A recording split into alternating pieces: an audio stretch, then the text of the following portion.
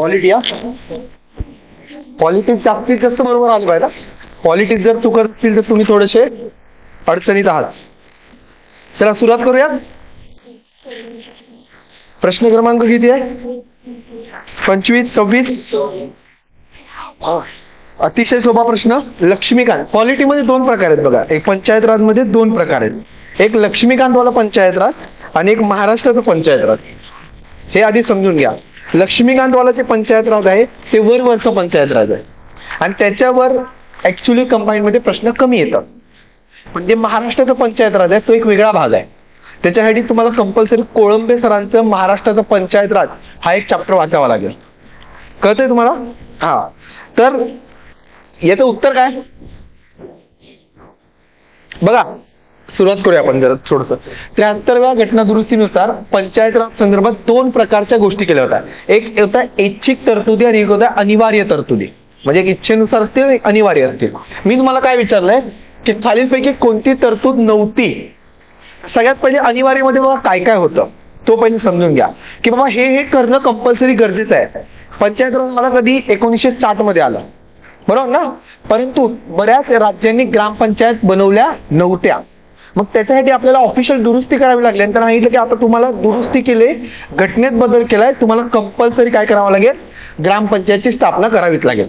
मग कंपल्सरी तरतुदीमध्ये काय असणार की महिला उमेदवारांना सर्व स्तरावर 1/3 रिझर्वेशन द्यायचं.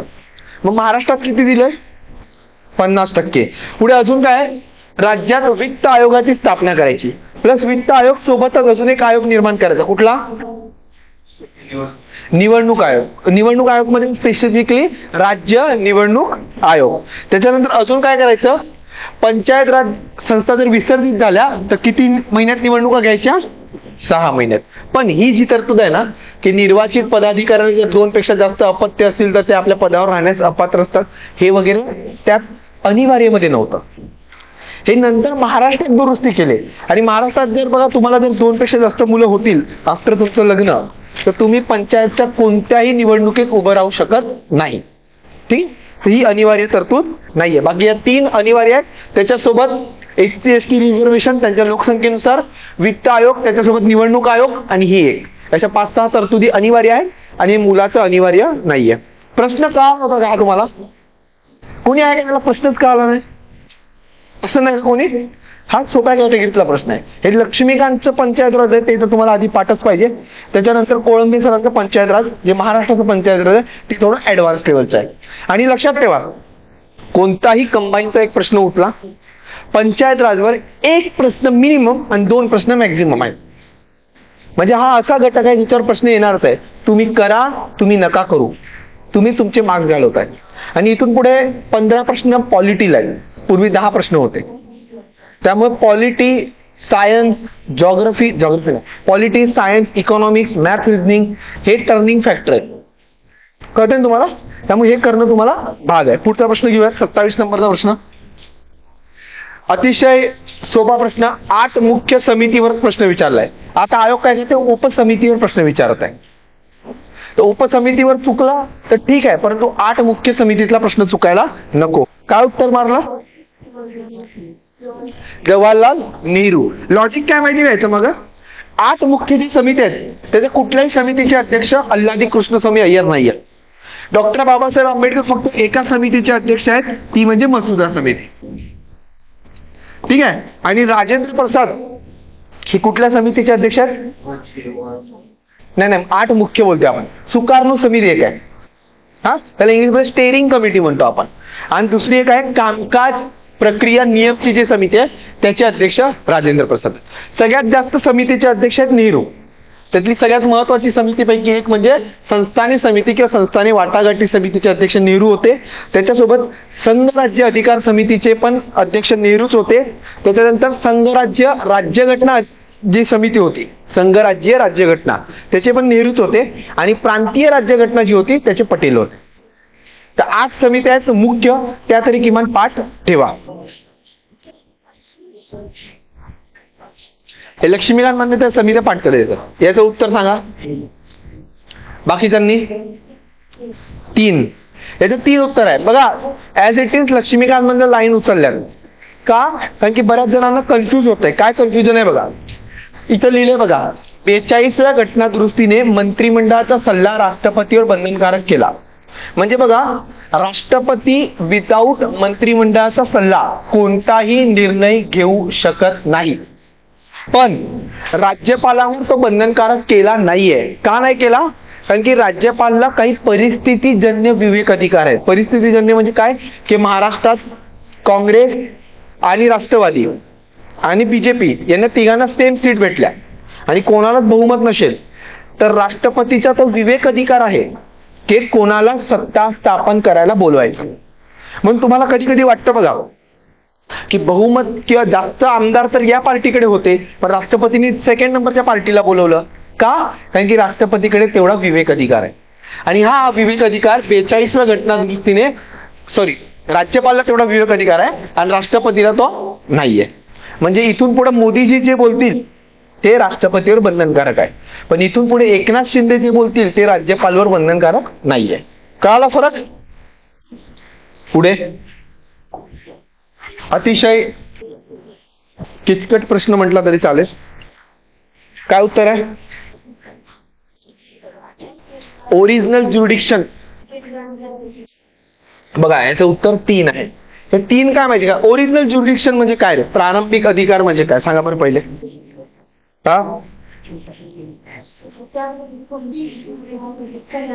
पहिल्यांदा त्याच कोर्टमध्ये जाईल.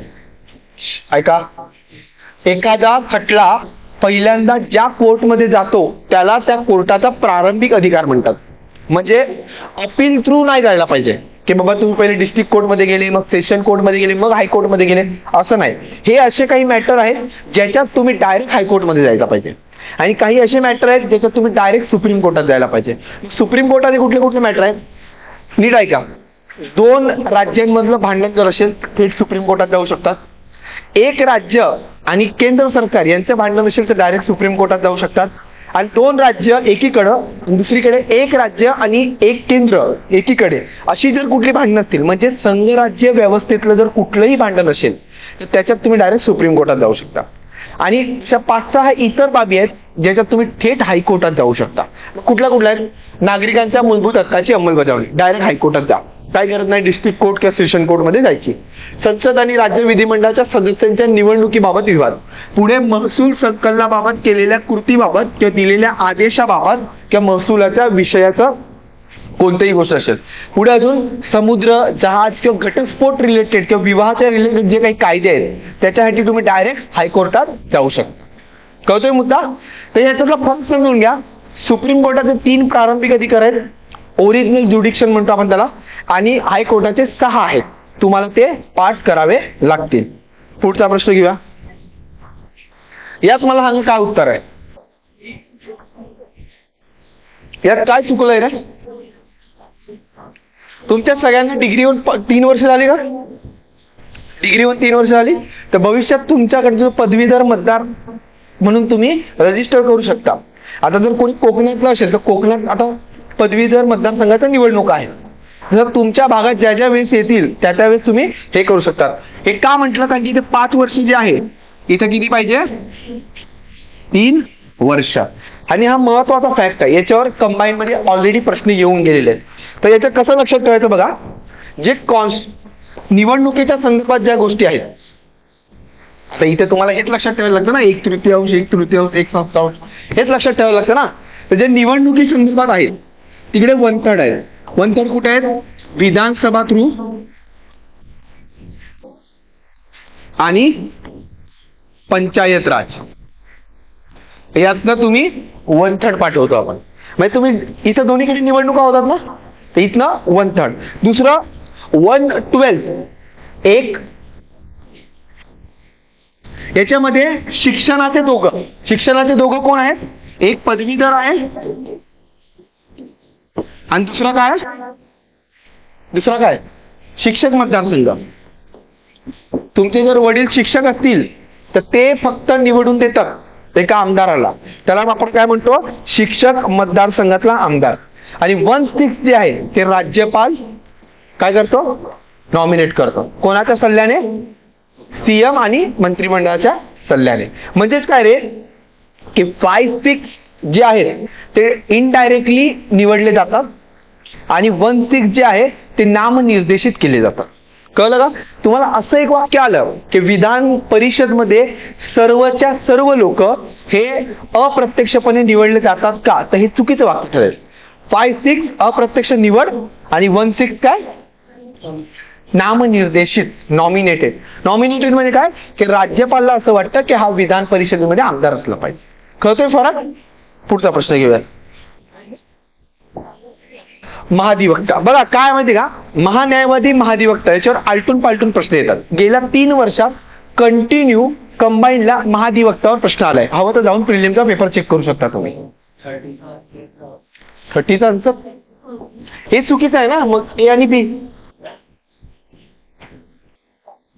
हा, तर महाधिवक्तावर आलटून पालटून दरवेळेस प्रश्न आलेला आहे, त्याच्यामुळे मी महाधिवक्तावर प्रश्न टाकले. प्रश्न काय नीट वाचा आधी. पहिले तुम्हाला एक गोष्ट सांगतो बघा, महाधिवक्ता म्हणून निवडून येण्यासाठी तुम्हाला जे हायकोर्टच्या जजची पात्रता आहे ती तुम्हाला पात्रता लागते. मग तुम्हाला हायकोर्टच्या जजची पात्रता माहिती पाहिजे. आता नीट ऐका, राष्ट्रपतीच्या मते तो नामवंत कायदेपंडित असावा हे सुप्रीम कोर्टच्या जजला आहे, परंतु हायकोर्टच्या जजला नाहीये. मग हायकोर्टच्या जजला नाहीये म्हणजे इथं महाधिवक्ताला असेल का रे? नाहीये. मग ब 2 पर्याय कट. आणि इथे बघा भारतीय उच्च न्यायालयात त्याची 5 वर्ष वकिली नाहीये, तर इथे पाहिजे 10 वर्ष वकिली. आणि याचं उत्तर काय? फक्त क बरोबर. मग महाधिवक्ता आज जाऊन पूर्ण वाचून पाठ करून टाका. का? अंबाईत करताय महाधिवक्तावर प्रश्न येण्याचे खूप जास्त चान्सेस आहेत. मग त्याच्या महाधिवक्ताची पात्रतेच्या अटी काय? भारतीय नागरिक असावा, न्यायिक पदावर तो 10 वर्ष असावा किंवा त्यांनी उच्च न्यायालयात 10 वर्ष वकिली केलेली असावी. 3 अटी आहेत आणि ते तुम्हाला 3 लक्षात ठेवायच्या आहेत. याचं उत्तर काय? फक्त क बरोबर. ओके, हा प्रश्न नीट बघा. याच्यात काही जरी माहिती नसेल तरी उत्तर येतंय. नीट बघा आणि जाऊन कंबाईनचे प्रिलियमचे पेपर चेक करा. सूचींवर फ्रिक्वेंटली क्वेश्चन आहेत, आलटून पालटून. गेल्या वेळेस पण आला 23ला. सूची तुम्हाला सगळ्या लक्षात ठेवायच्या आहेत, पण त्यात विषय बघा किती आहेत. 100, 150, 200 विषय सगळ्या लक्षात राहतील का? नाही. मग लॉजिक पाहिजे. कळतंय? आता याने एक शब्द बघा, प्रत्यार्पण. प्रत्यार्पण काय म्हणतात इंग्लिशमध्ये? बाहेरच्या देशातनं एखादा गुन्हेगार, विजय माल्या, त्याला जे भारतात आणलं जातं त्याला म्हणतात प्रत्यार्पण. कळतंय का? मग मला सांगा, हा विषय कोणाकडे असू शकतो? केंद्राकडे ना. राज्य याच्यात इंटरफेअर करतंय का? एवढं लक्षात ठेवा, भारताचं परराष्ट्र धोरण हे केंद्र ठरवतं. मग हा प्रत्यार्पण विषय कोणाकडे असेल? केंद्राकडे. मग जर तुम्ही क काढला तर इथं पण क आहे, इथं पण क आहे आणि इकडे पण क आहे. डायरेक्ट तुमचं उत्तर येत आहे.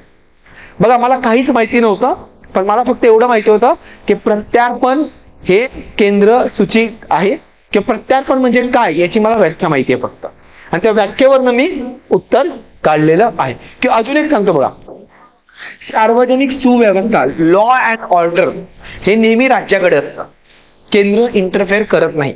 जास्तच काय कॉम्प्लिकेट सिच्युएशन आली तर सगळ्यात पहिले राज्याच्या डीएम द्वारे सेक्शन 144 लावलं जातं. आणि अजून पण जर मोठे दंगे होत असतील तर केंद्राकडनं पोलीस फोर्स म्हणजे सीआरपीएफ किंवा आर्मी पाठवली जाते. ती रेअरेस्ट ऑफ रेअर केस आहे. त्याच्या आधी कोण सगळं मॅनेज करतं? राज्य करतं. त्यामुळे इथं हे पण ड येणार नाही, हा आणि हा पर्याय पण कट होतो. तुम्हाला फक्त प्रत्यार्पण एक माहिती होतं, तुम्ही डायरेक्ट उत्तरापर्यंत पोहोचले. तुम्हाला सगळ्या गोष्टी माहिती असतील असं कधीच नसणार आहे. मग ते तुम्ही 100 पैकी 100 पाडाल. कळलं ना? त्यामुळे तुम्हाला जे काही थोड्या गोष्टी माहिती आहेत त्यातनं उत्तरापर्यंत पोहोचण्याचा प्रयत्न करा. पुढचा प्रश्न घेऊया. आर्टिकल 164 वर हा प्रश्न आहे. काय उत्तर आहे तुमचं? हा, तिन्ही बरोबर. 3 नंबरचं उत्तर अ क. कारण की थोडस सोपा टाकला येईल हा प्रश्न. कारण की बघा इकडं राज्यपाल हा मंत्र्याचं वेतन आणि भत्ता ठरवत नाही. कोण ठरवतं? राज्य विधिमंडळ ठरवतं. आणि या सगळ्या तरतुदी कुठे आहेत? आर्टिकल 164 मध्ये. आता तुम्हाला ऐका नीट सांगतो काय लॉजिक आहे. आर्टिकल 74 मध्ये वेगळ्या तरतुदी आहेत, 74 मध्ये वेगळ्या आहेत, 75 मध्ये वेगळ्या आहेत. का सांगतो ते पण सांगतो सगळ्यांना, ऐकून घ्या जरा. 163 मध्ये वेगळ्या आहे, 164 मध्ये वेगळ्या आहे. आता हे सगळं का सांगतोय बघा. तुम्हाला कंबाईनला किंवा राज्यसेवेला असा प्रश्न येऊ शकतो की यापैकी कोणत्या तरतुदी 163 मध्ये आहे. आता 163 काय आहे की राज्यपालला सल्ला देण्यासाठी सीएमच्या नेतृत्वाखाली, मुख्यमंत्र्यांच्या नेतृत्वाखाली एक मंत्रिमंडळ असेल. हे कशात आहे? 163 मध्ये. हे वाक्य नीट ऐका. आणि हे सगळं कशात आहे? 164 मध्ये. म्हणजे मंत्रिमंडळासंदर्भात इतर तरतुदी 164 मध्ये. कळलं?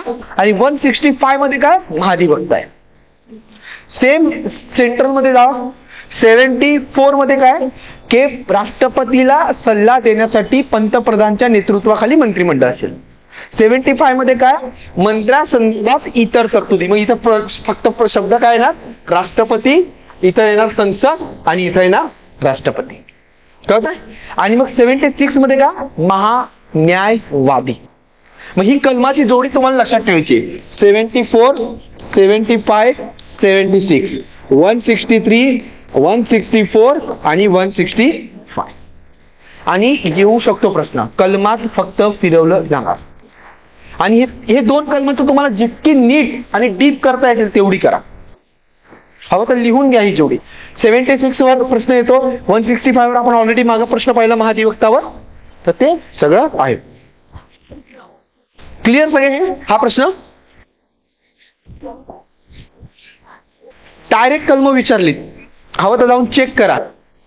हा, आता याचं उत्तर काय मग? 263. बाकी सगळी कलम पण महत्वाची आहेत.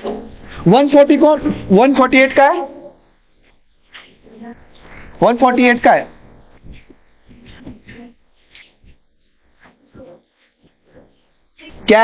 CAG controller and audit general of India.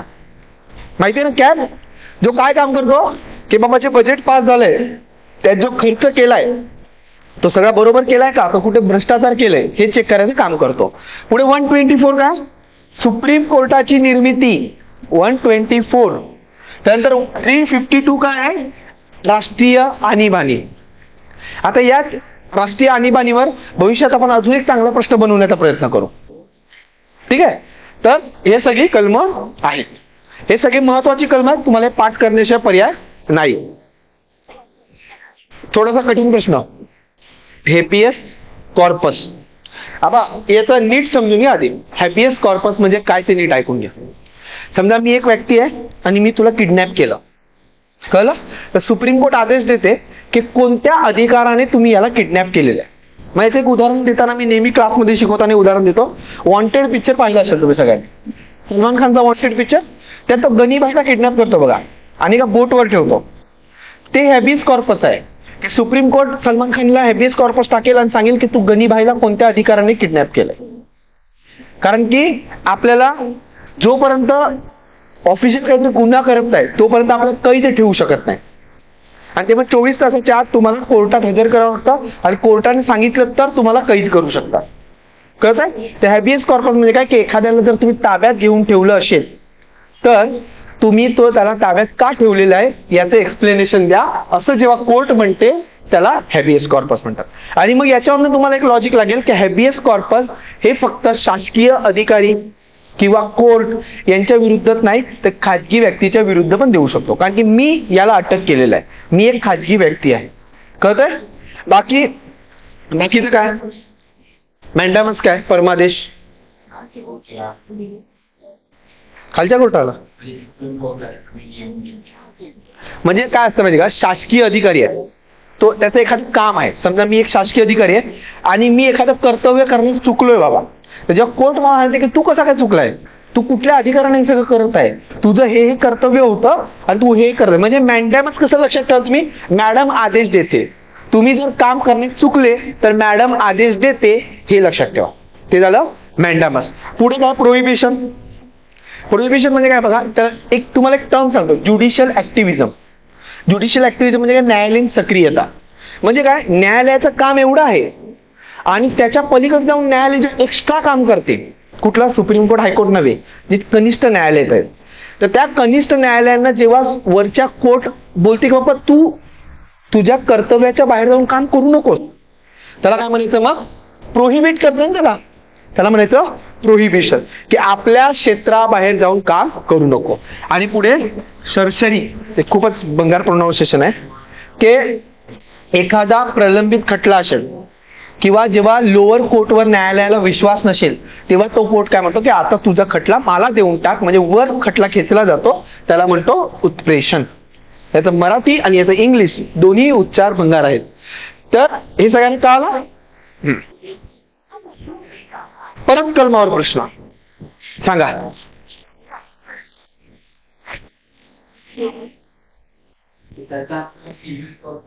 हो, हे बीएस कॉर्पस आहे. याचं काय उत्तर आहे ना,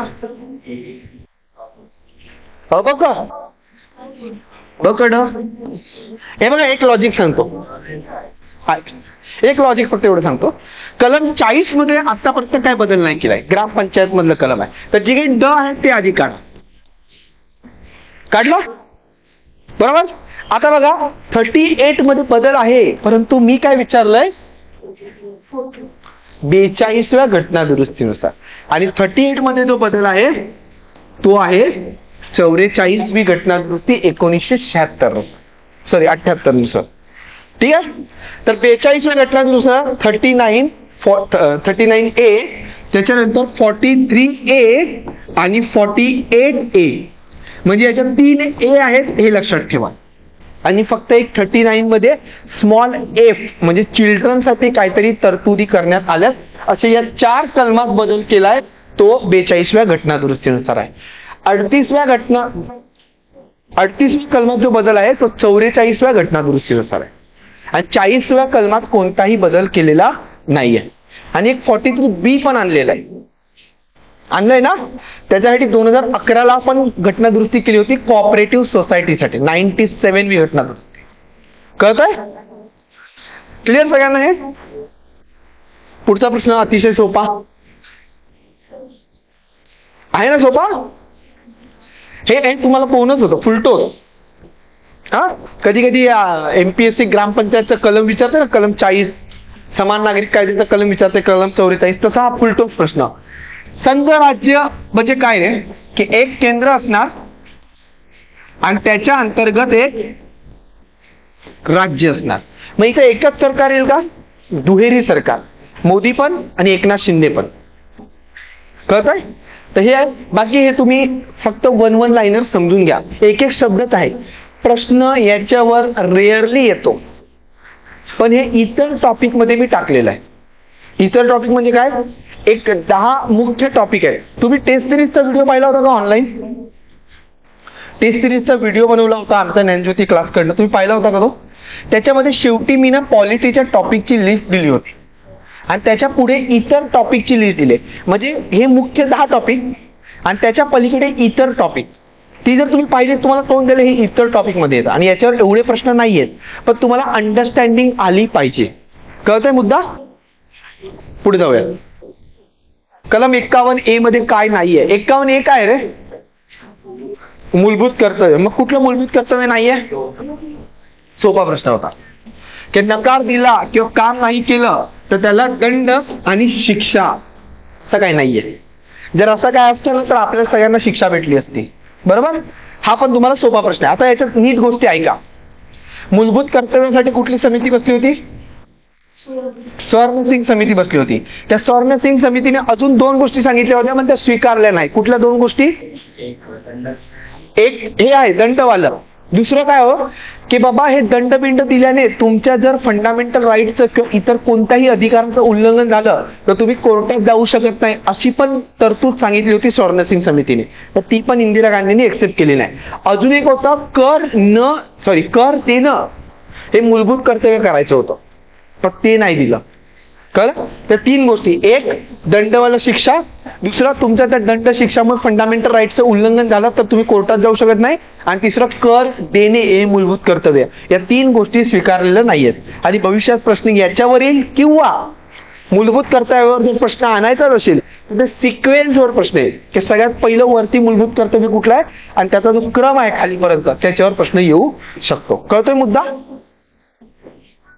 परत एक कलमांवर प्रश्न, अतिशय सोपा प्रश्न. 112. आर्थिक वित्तीय विवरणपत्र हा शब्द वापरलाय, याच्याऐवजी तुम्ही बजेट हा शब्द वापरू शकता. कुठला शब्द वापरू शकता? बजेट. आता बजेट हा शब्द न वापरण्यामागं कारण आहे की आपल्या घटनेत कुठंही बजेट हा शब्द वापरलेलाच नाहीये. कळलं? त्यामुळे मी इथे शब्द टाकलाय अॅन्युअल फायनान्शियल स्टेटमेंट. मग कलम 110 काय रे? धन विधेयक किंवा अर्थ विधेयक. कलम 117 काय? वित्त विधेयक. कलम 112 काय? आर्थिक वित्तीय विवरणपत्र. आणि कलम 123 काय? राष्ट्रपतीला अध्यादेश काढण्याचा अधिकार. 1, 2, 3. आणि याला मी जर उलट केलं 2, 1, 3 केलं तर राज्यपालला अध्यादेश काढण्याचा अधिकार. कळतंय फरक?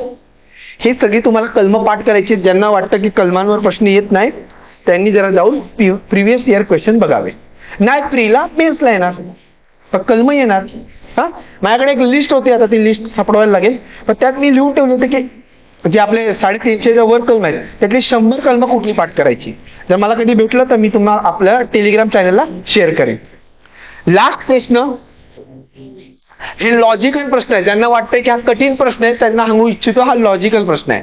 जे कधी गावात राहिलेत आणि ज्यांनी कधी ग्रामपंचायतच्या ग्रामसभेत गेलेत त्यांना हा प्रश्न फक्त कळू शकतो.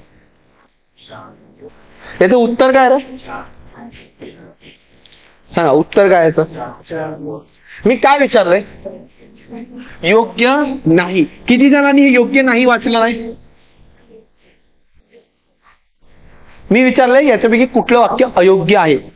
पहिले तर हे वाचा. हे चुकलं वाचण्यात आणि तुम्ही प्रश्न येणार पण चुकून आले आणि एका मार्गाने कट ऑफ गेला तर हे आयुष्यभर लक्षात राहतं की का मी योग्य नाही वाचलं नाही. फरक कळतोय ना? हा, ते योग्य नाही. बघा सगळ्यात पहिले ग्रामपंचायत हा पंचायत राजचा पायाभूत घटक आहे. पायाभूत घटक म्हणजे बेस. सगळ्यात लोअर लेवलला ग्रामपंचायत असते ना, मग पंचायत समिती, मग जिल्हा परिषद. मग हे वाक्य 100% बरोबर आहे. मग हा पर्याय कट झाला. बरोबर. पुढचं, ग्रामसभा ही ग्रामपंचायतची कार्यकारी समिती आहे. आता कार्यकारी समिती म्हणजे काय रे?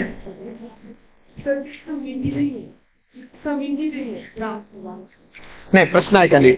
ग्रामसभा ही ग्रामपंचायतची कार्यकारी समिती आहे. ग्रामसभा काय करते रे? ग्रामसभा काय करते? तुम्हाला वर्षातनं 4 वेळा बोलवते आणि सांगते की बाबा तुला काय वाटतं गावात काय काय झालं पाहिजे, बोला. असं करून मग सगळे बोलतात आणि मग एक ठराव पारित होतो आणि त्या ठरावानुसार कोणी काम करायला पाहिजे? ग्रामपंचायतने काम करायला पाहिजे. हे वाक्य उलट आहे. ग्रामपंचायत ही ग्रामसभेची कार्यकारी समिती आहे, कारण की ग्रामसभा जे सांगते ते ग्रामपंचायतला करावं लागतंय. फरक कळतो का?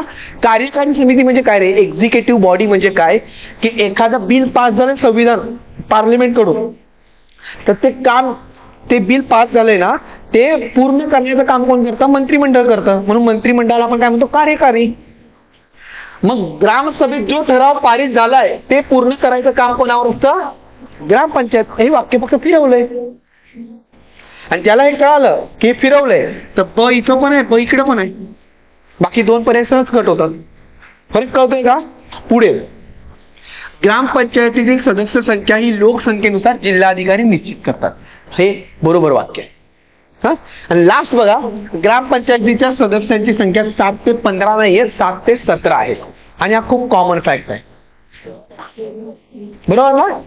आणि सगळ्यांना माहिती असेल त्यांनी थोडस पंचायत राज वाचलेलं आहे. हा, तर किती बरोबर आले चेक करा. किती चेक करा. याचं ब आणि ट चुकीचं आहे ना. पर्याय 4. किती बरोबर आले?